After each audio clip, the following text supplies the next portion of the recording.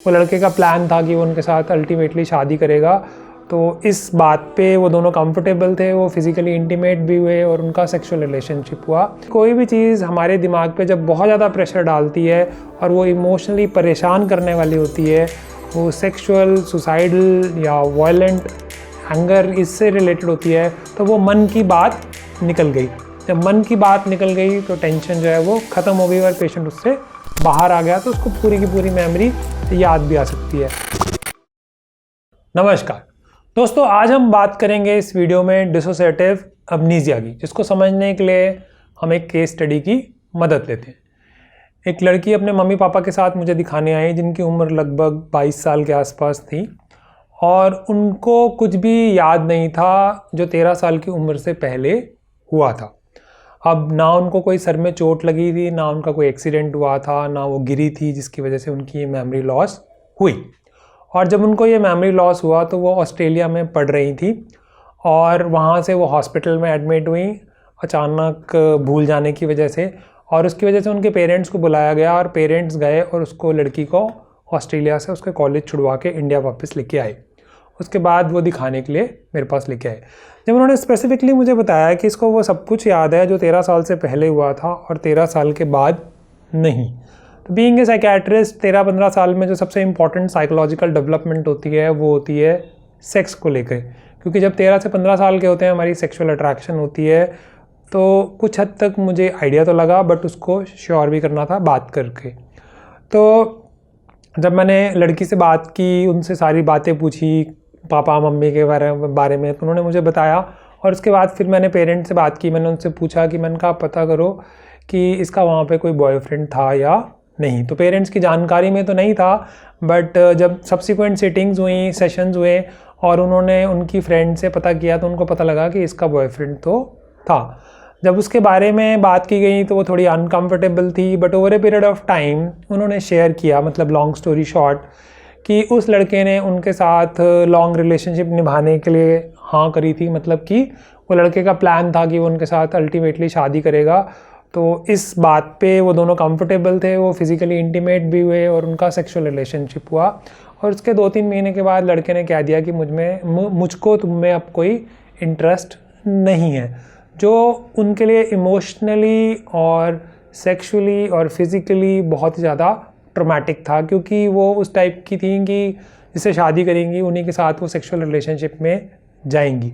तो वो मेमोरी उनके लिए इतनी दुख देने वाली थी कि वो सब कुछ भूल जाना। जैसे नॉर्मली हमारे साथ ज़िंदगी में क्या होता है, अगर ब्रेकअप हो जाए तो सबसे पहले लोगों का डायलॉग क्या होता है कि मैं भूल जाना चाहता हूँ उस बारे में। क्यों भूल जाना चाहते हैं लोग? क्योंकि या तो वो बंदे या बंदियाँ जो होती हैं वो गुस्से में होते हैं, रेज में होते हैं, शेम होती है या गिल्ट होती है या एंगर होता है या किसी तरह की कोई इम्पल्स होती है। तो उससे हम ना चाहते हैं कि हम दूर चले जाएं। तो यहाँ पे भी एग्जैक्टली वही था कि वो जो लड़की थी उसके साथ जो लड़की ने जो सेक्सुअल रिलेशनशिप बनाया उस लड़के के साथ, वो उसको बिल्कुल भूल जाना चाहती थी, टू द पॉइंट कि उनका कैरियर भी वहाँ पे जो फर्दर वो पोस्ट ग्रेजुएशन के लिए गई थी वो भी बीच में ही रुक गया और वो इंडिया भी वापस आ गई। बट जैसे जैसे वो ये बातें कर पाई, धीरे धीरे वो कंफर्टेबल होने लगी और उनकी मेमोरी वापस आने लगी और अल्टीमेटली पूरी मेमोरी वापस आ भी गई। तो डिसोसिएशन का मतलब क्या होता है? डिस एसोसिएशन, अपने आप से, मतलब उस पर्टिकुलर चीज़ से अलग हो जाना जो हमें इमोशनली परेशान करेगी। तो अक्सर उसमें कोई ना कोई इमोशनल ट्रॉमेटिक इवेंट होता है जो सेक्सुअल इन नेचर हो सकता है, सुसाइडल हो सकता है, वायलेंट हो सकता है। आपको जान के हैरानी होगी कि कई बार जो रेप विक्टिम्स होती हैं फीमेल्स, वो भूल जाती हैं कि उनके साथ ऐसा भी कुछ हुआ था।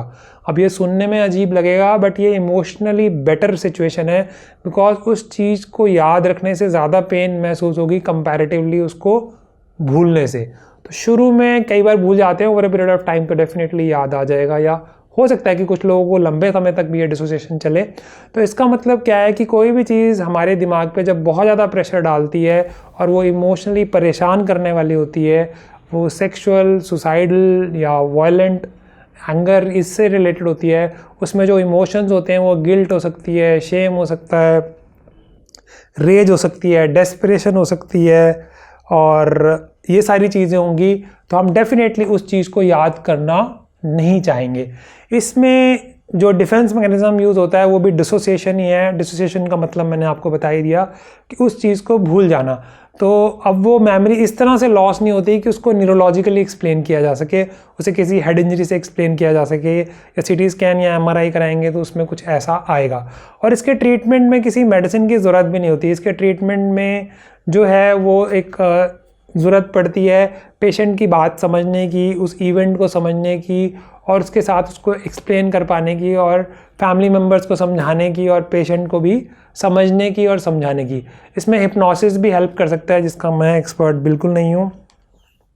इसमें अगर दवाई हेल्प कर सकती है तो एक ड्रग इंड्यूस्ड इंटरव्यू होता है, जिसको हमने नार्को एनालिसिस के नाम से मूवीज़ में देखा है, वो चाहे जॉली LLB हो या तलवार मूवी हो। तो उसमें ये होता है कि जब पेशेंट को दवा देते हैं तो उसकी वजह से क्या होता है, बेंजोडाइज़ेपिन होती है या बारबिचुरेट्स होते हैं, तो उससे क्या होता है, पेशेंट रिलैक्स हो जाता है।